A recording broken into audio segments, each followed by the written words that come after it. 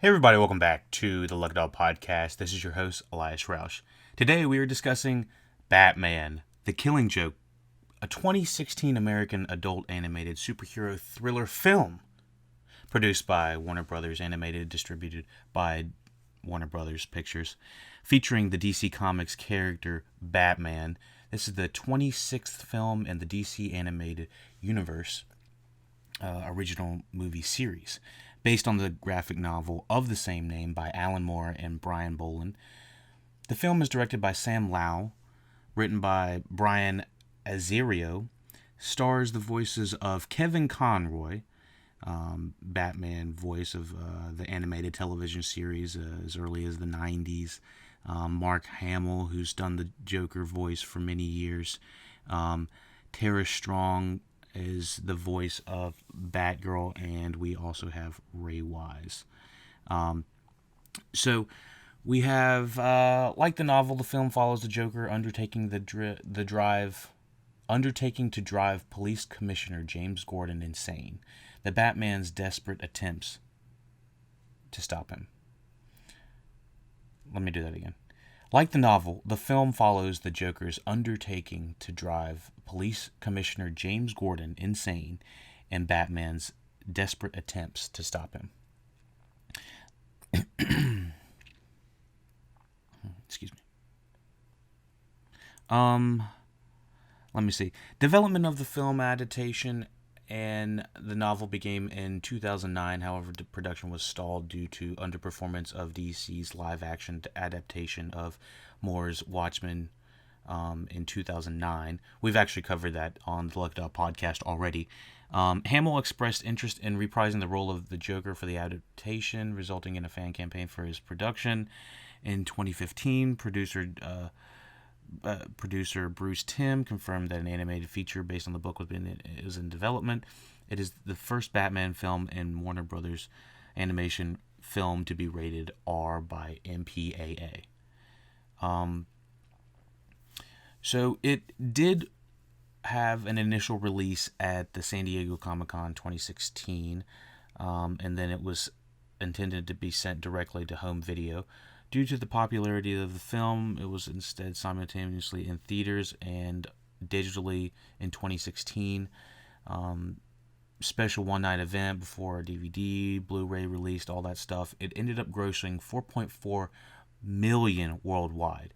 Critical reception was mixed to the film, as to what I can find on all of the YouTube reviews, all I can find on the movie reviews and stuff like that of comic book lore and stuff like that. I'm finding that it's kind of split down the middle. It's a very polarizing film given the subject matter and how dark it actually gets. There's mixed reactions towards the adaptation of the source material, criticizing the unnecessarily prologue and the portrayal of Batgirl, while praising the animation style, action scenes, voice performances, Conroy and Hamill's performances as Batman and Joker, and being generally faithful to the graphic novel at the same time. And so, yes, this is an absolutely polarizing kind of film when it comes down to it. It is taking what we know is the animated characters of Batman, Joker, and Batgirl, essentially those main characters, and Commissioner Gordon. The thing about it is, this movie is essentially an animated telenovela, like a noir, like a film noir in a way. It's a drama. It's not. It's a drama made in an animated form, but not in a way that feels that it's pushing the limits of what it could be really doing. It's somewhere between trying to say we have the properties of all the DC animated characters, but yet we're putting them in situations that are in so high stress that it almost is detached from any sort of reality. And then in the third act, it just kind of goes way left field. So Coming from someone that is not as familiar with the graphic novel, just kind of what I was thinking about the look of it. I think this little synopsis of the animation style, the action scenes, voice performances, they generally all of those are hitting on high cylinders. Like there's certain scenes of seeing the Joker and having his face is just completely maniacal at certain points, and you're just in kind of awe about like the fact that they can really animate how the Joker's feeling. So in certain scenarios, when I watch the Joker, I feel like he's just kind of playing it up. But when you are looking at an animated form of a Joker, you can see every single detail of the the uh, the stress coming out of him, how he's not actually laughing because he wants to be laughing in a way. In certain scenarios, I guess it depends on the Joker take that they're trying to go on, but you can just see the craziness in the outlines and the extraneous maniacal laughing and acting he's doing just strictly from the animation. Now, I think most of the things they do with the Joker are not from whether they should or shouldn't have done it. It feels relatively realistic is what they're doing. The one bad day that turned him into a crazy man. That kind of thing. We really did touch on this when we were watching Joaquin Phoenix's Joker performance in was it 2019? Was that just last year? I don't know. I gotta go back and look. But yeah, it really does capitalize on that one bad day. Now, do they sell that one bad day plot in a way that feels organic and natural? Me, I feel like in the hour and like 20 minutes this movie really goes on, it just feels like an extended. It's 77 minutes. It feels like an extended episode of a Batman special that you would see on like a Friday night or something like that. They were like, we got the big Batman movie coming up, but really it feels like it does belong to go straight to DVD, straight to VOD. I don't know if it really deserved the high critical praise from the people that really did like it. I don't want to say, why are you liking this thing? That's not the thing. I'm not seeing exactly what they're seeing. I'm not relating to these characters. I'm not understanding how they're enjoying this in the same way that you know what, you might have to be someone that enjoys the graphic novel, that enjoys the characters, that knows the lore. That might be the situation. The thing is, the majority of people watching this, I would assume have not read the graphic novel. That's just my guess, because I strictly was watching this off of Netflix, and I think most people that watch Batman properties or even Warner Brother superhero properties, a large chunk of them are not reading the books.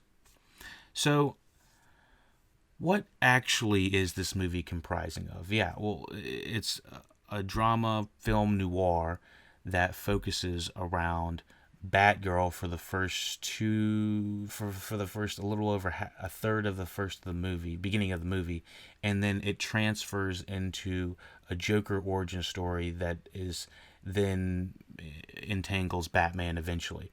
I feel like the characters of Batman and the Joker and sorry, I said Batman. I feel like the character of Batgirl and the Joker antagonizing Commissioner Gordon is kind of not exactly an organic take in my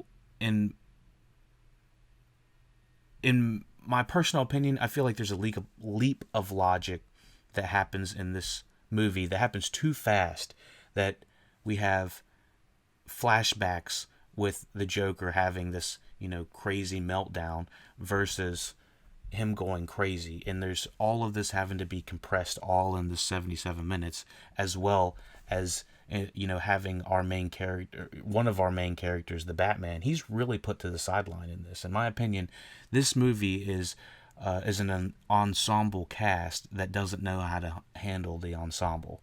It's got an interesting story that uses some really adult themes, and some themes that might upset people. I will totally admit I was taken back at certain points at this watching this movie. I was like, whoa, this is really adult for some animation.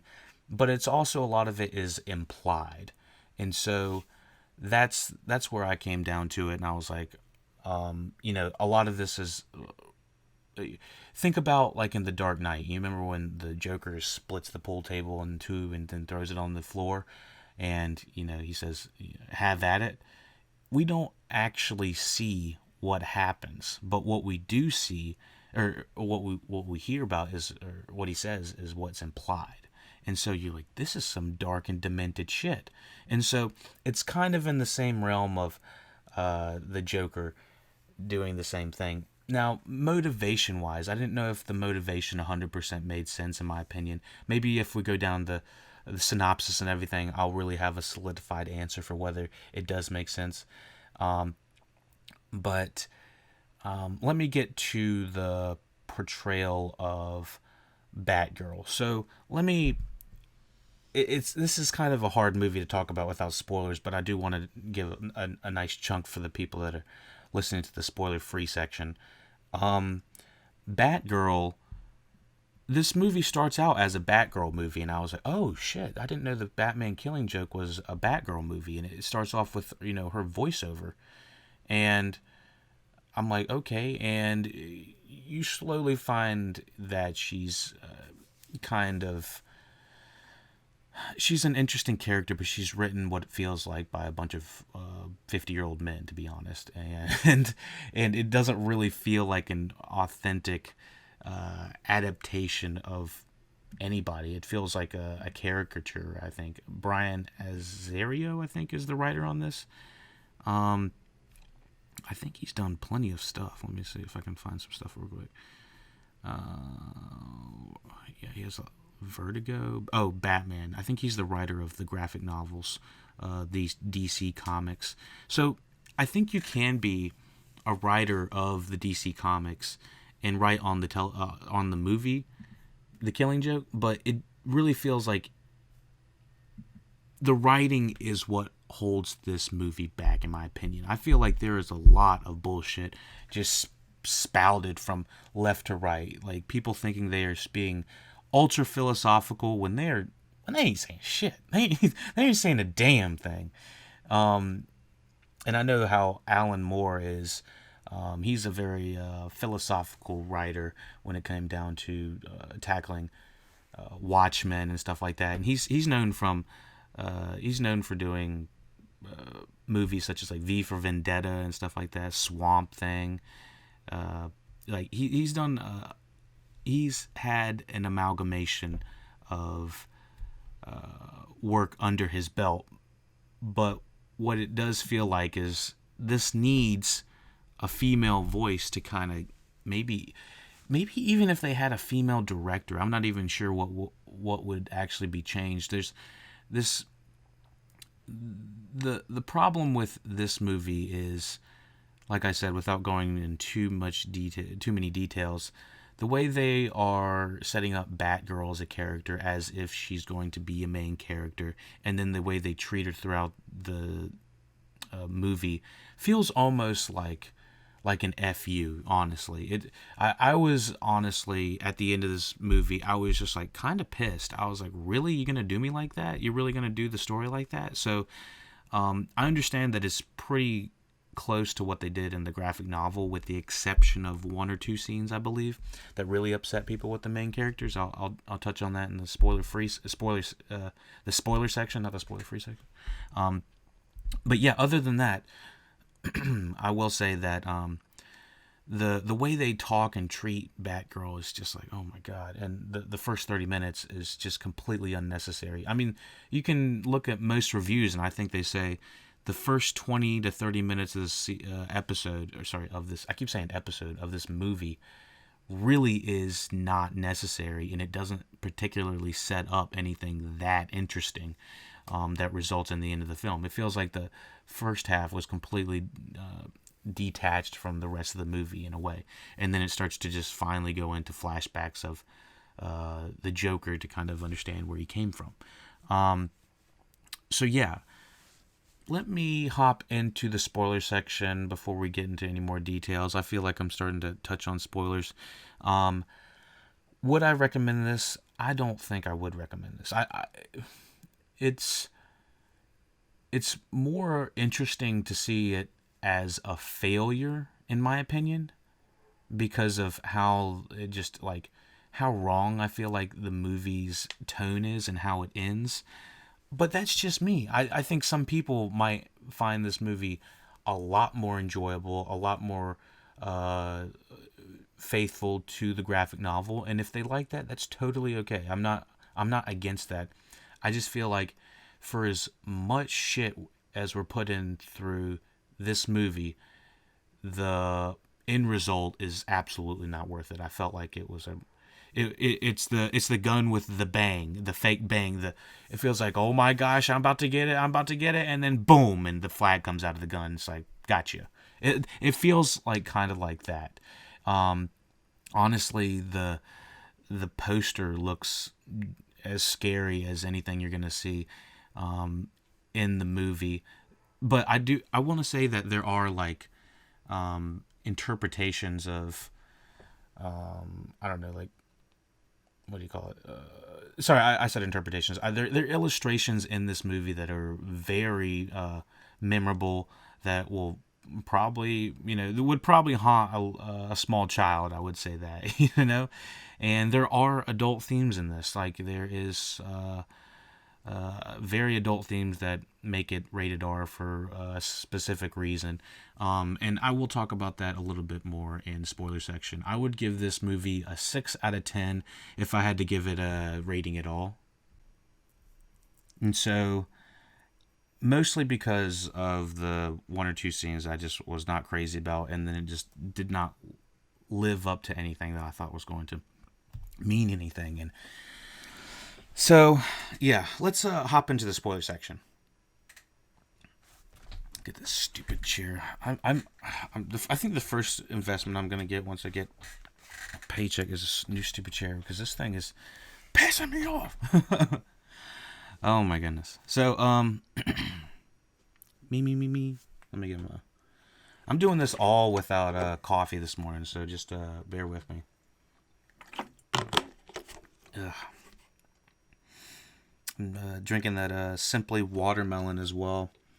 Oh my goodness. I'm not actually a big fan of the Simply Watermelon. I like the Simply line, but the Simply Watermelon's not really my cup of tea. It doesn't taste like water. It tastes like I'm drinking a Jolly Rancher of some sort. I don't know. Not crazy about it. So anyways, let's tackle the plot of the killing joke right now. Spoilers for your ass. On this $3.5 million budget. That sounds high as hell, considering I thought the action was just very subpar. I noticed how many times that they were showing the action in the movie, and it just completely it underwhelmed me on every level. After watching The Legend of Korra, and The Legend of Korra came out like several years earlier. Aired in like 2013, I think, at the beginning. Even Avatar, I was watching that earlier.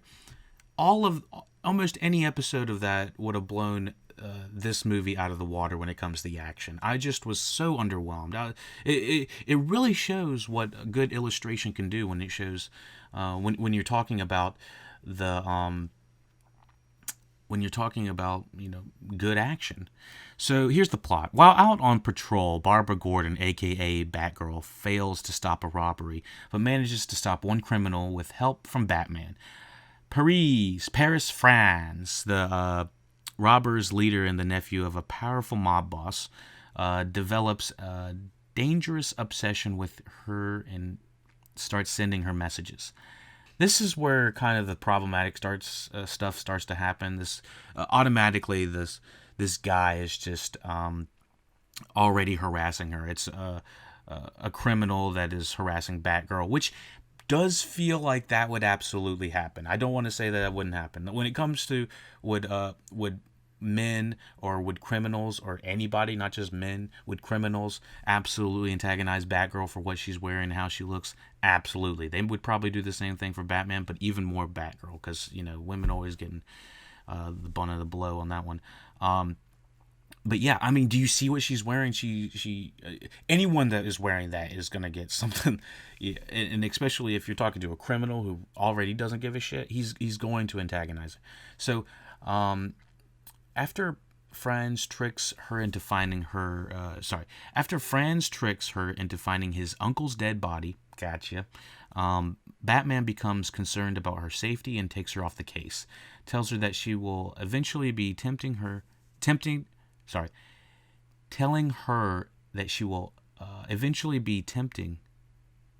tempted to kill the criminals she pursues. Outraged, Batgirl attacks Batman physically and verbally, which leads them to having sex. I'm glad that sex has to be highlighted on Wikipedia so that I can get a full so I can get a definition of that. Sex as a sexual activity typically involving the insertion. It's like, why is that even there? I know what. All right, whatever. So I hear that from what I believe the reviews say that Batman and Batgirl do not have sex in the graphic novel, but I do not know that for 100% sure. Do not quote me on that. I'm just saying that's what I've heard, and that's what a lot of people are saying. This is the problem with the movie is. That's actually not where I thought the problem was. I do feel like the problem is that if there is a big problem with Batgirl and Batman kind of doing a thing. I wasn't exactly sure the relation of them, but apparently they're Batman's just friends with Commissioner Gordon. And I'm pretty sure he's very close in the same age, maybe just a tad younger. But Batgirl is young, in my opinion, in her mid-20s, I guess. It just felt weird. It felt way more like... It felt like we had jumped to the end of the movie, and we were like, whoa, holy Santa Claus, wait a second, hold on. Like, there was a relationship brewing, and I didn't...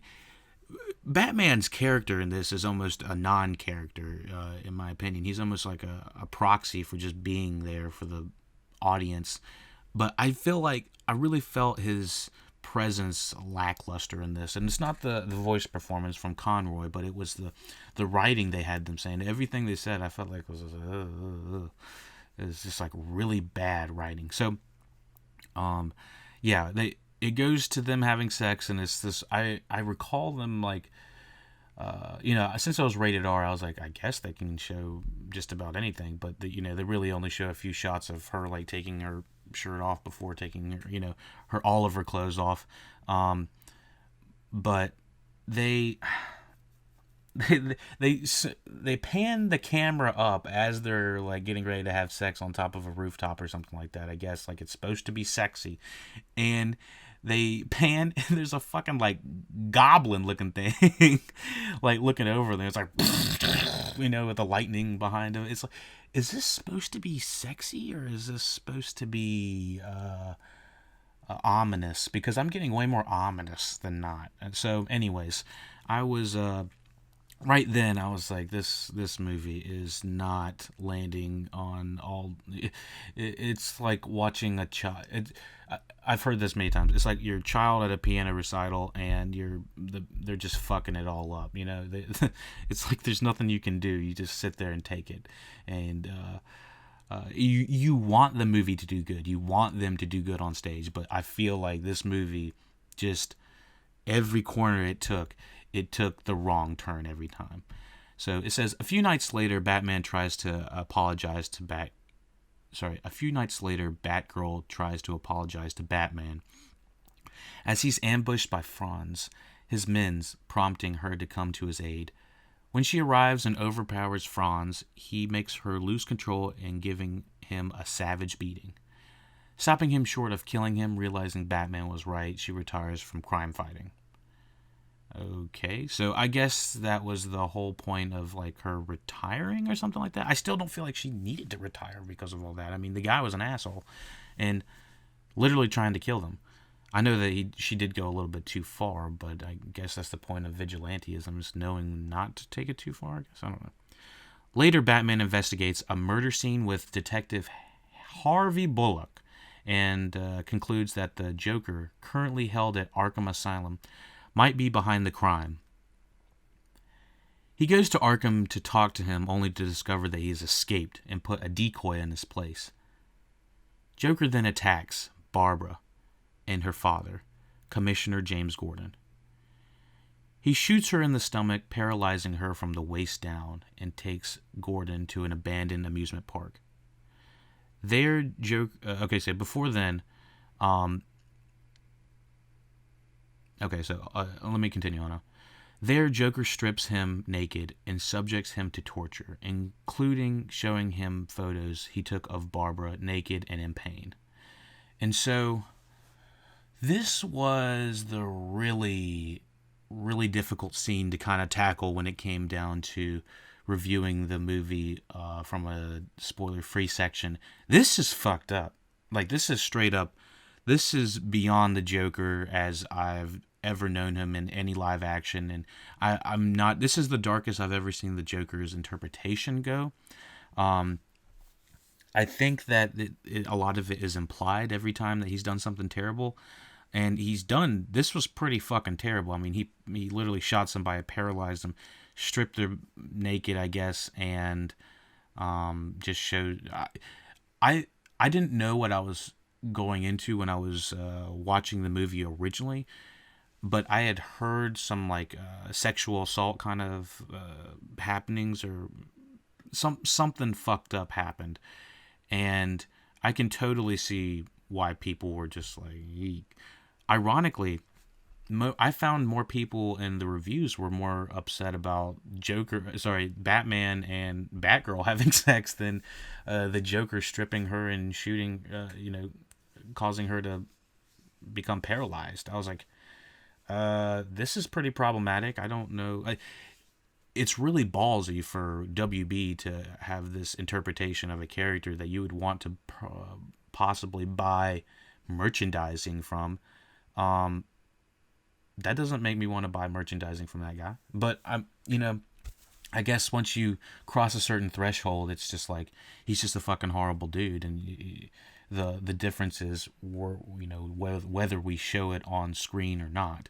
And they didn't exactly show what exactly happened to Barbara. They just show that it's the Joker kind of going down her shirt as she's like on the floor, and he's like unbuttoning it, and then just like fades to black as he's talking about some bullshit.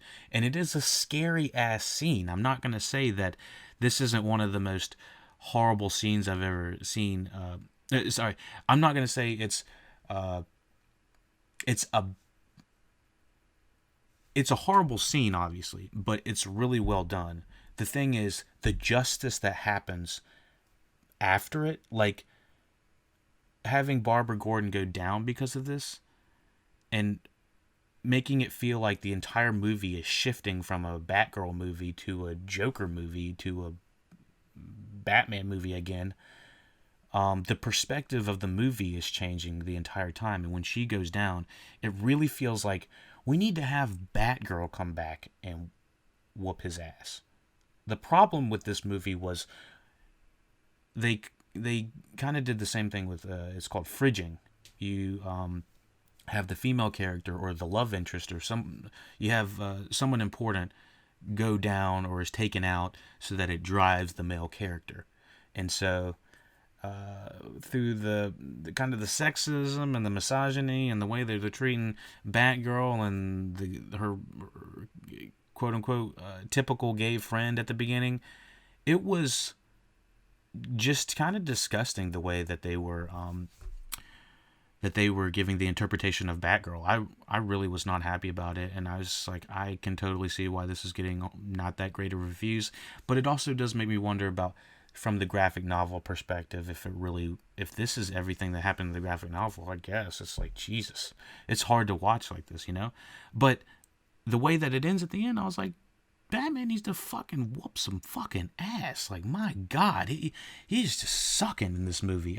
It's by far the worst Batman interpretation I've seen in a movie in a very long time. And I don't know. I don't remember George Clooney's Batman, but I don't think he was this bad. At least he did something. I felt like this Batman was like talking to a brick wall and at some scenes. It was just like his emotion went from like whoa to like whoa. You know, there was no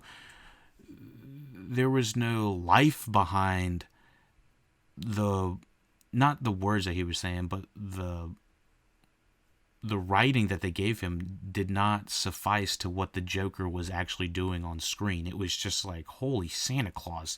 The Joker is a fucking horrible person, and you're over here trying to debate about whether you should, beat his ass or not. It's like, what the shit?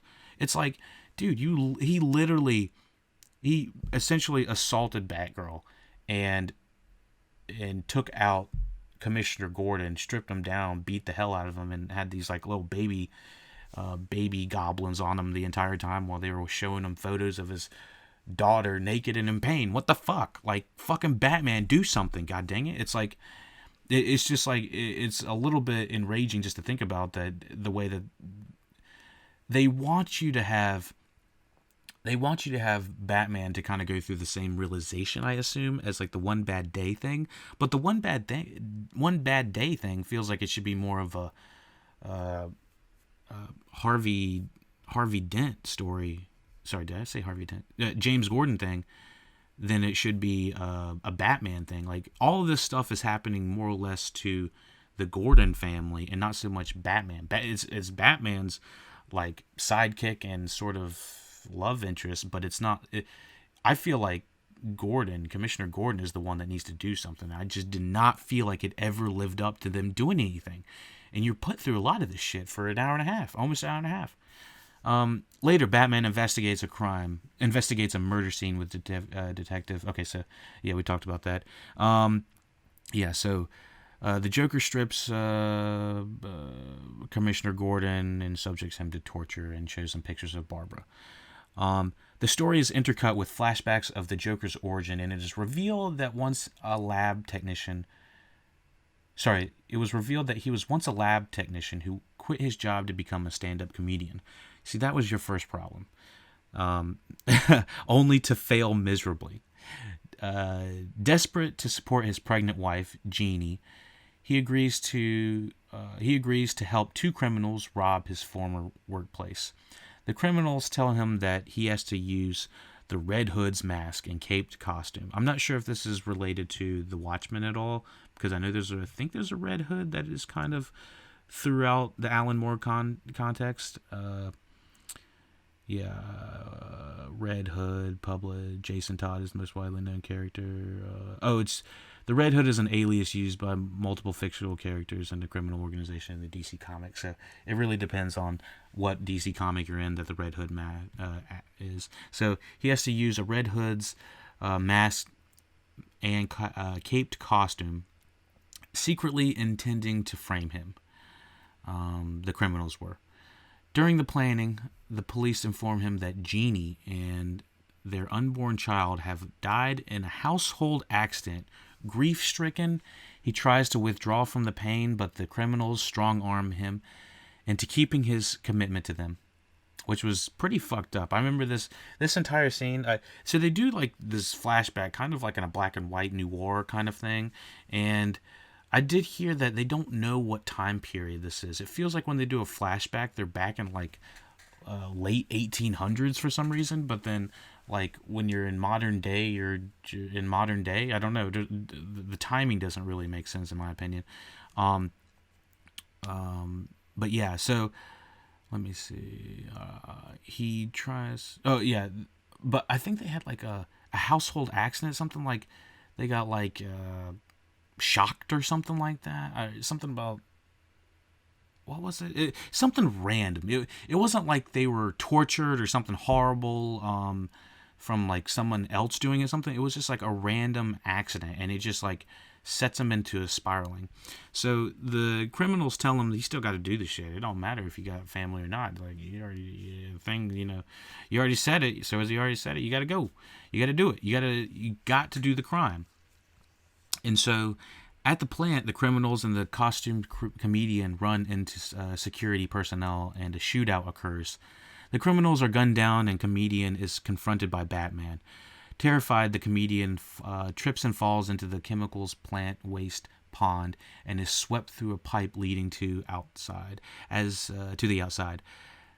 As he removes his mask, he sees the criminals have permanently disfigured his face, giving him a clown-like appearance. His disfigurement, combined with the loss of his family, drives him insane and transforms him into the Joker. So I guess this would make sense, just having I thought the clown-like appearance was all makeup, but it looks like this is going to be from the chemical plant, kind of similar to, I think Suicide Squad has a similar interpretation. But let me see. I don't know. I kind of wanted to see him like turn into the Joker, not like the initial scene of him turning around and him like grabbing his face and his eyes just bulging out. It's like, holy shit, yeah, he looks fucking crazy. I don't know if it would happen that quickly though, without the chemicals.